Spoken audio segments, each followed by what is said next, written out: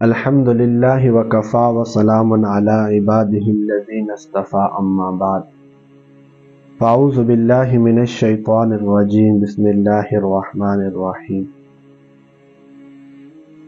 حضرت ذو-النون مصری رحمۃ اللہ علیہ اللہ کے بہت بڑے ولی گزرے ہیں۔ ایک مرتبہ یہ کشتی میں سفر کر رہے تھے اور ان کے ساتھ دریا میں ایک اور کشتی چل رہی تھی۔ اس کشتی میں نوجوان مرد، عورتیں اور لڑکیاں سوار تھی،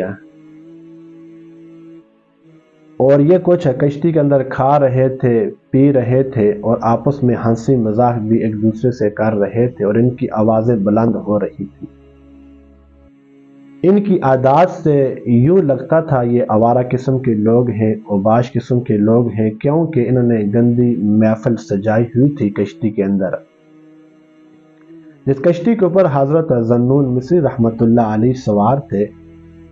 اس کشتی کے اوپر جو اور دیگر لوگ سوار تھے، جب انہوں نے ان کشتی والوں کو دیکھا، ان کی آوازوں کو سنا، ان کی حرکت اور نقل کو دیکھا اور ان کی گندی محفل کو دیکھا، ان کی آپس میں ہنسی مذاق کو دیکھا، گندی عادات کو دیکھا، تو ان کو غصہ آیا۔ تو ان میں سے ایک بندہ حضرت ذو-النون مصری رحمۃ اللہ علیہ کے پاس آیا، کہا حضرت انہیں دیکھیں، یہ کشتی کے اندر سوار ہیں، پھر دریا کے اندر، اور یہ کس قسم کی حرکتیں کر رہے ہیں اور ہنسی مذاق، ان کی آوازیں کتنی بلند ہو رہی ہیں، انہیں اللہ کا خوف تک نہیں ہے۔ جب یہ بندہ ان سے یہ بات کر رہا تھا، پہلے تو انہوں نے اس کی بات کو توجہ سے نہیں سنا۔ جب اس بندے نے بار بار اصرار کیا، بار بار وہ کہتا رہا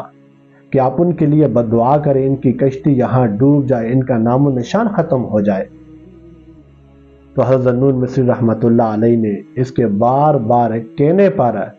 اس کشتی والوں کی طرف دیکھا اور ان کے لیے ہاتھوں کو بلند کیا، یوں دعا کی، کہا اے پروردگار عالم، جیسا کہ آپ نے ان لوگوں کو دنیا کی نعمتیں عطا فرمائی ہے، اے اللہ تو اسی طرح ان کو آخرت کی نعمتیں بھی عطا فرما۔ جیسے ہی حضرت ذو-النون مصری رحمۃ اللہ علیہ نے ان کے لیے دعا کیا، دعا کرنی ہی تھی کہ اللہ نے ان کی توبہ کو قبول فرما لیا۔ تو ایک وہ بزرگ تھے جو گناہ گاروں کو دیکھ کر ان کے لیے دعا کرتے تھے۔ میں اور آپ اپنا محاسبہ کریں، میں اور آپ جب کسی گناہ گار انسان کو دیکھتے ہیں، کسی گناہ گار مسلمان کو دیکھتے ہیں، وہ کسی گناہ میں مبتلا ہوا، تو ہمارے جذبات اس کے لیے کیا ہوتے ہیں؟ کہ آیا کہ ہمیں اس کے لیے دعا کرنی چاہیے یا اس سے نفرت کرنی چاہیے؟ تو اس واقعے سے ہمیں یہ سبق ملتا ہے کہ ہم گناہ گار سے نفرت نہ کریں،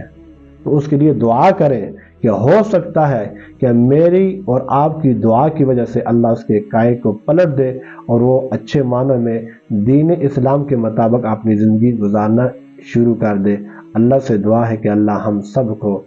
دوسرے لوگوں کے لیے خیر خواہی والا جذبہ عطا فرمائے۔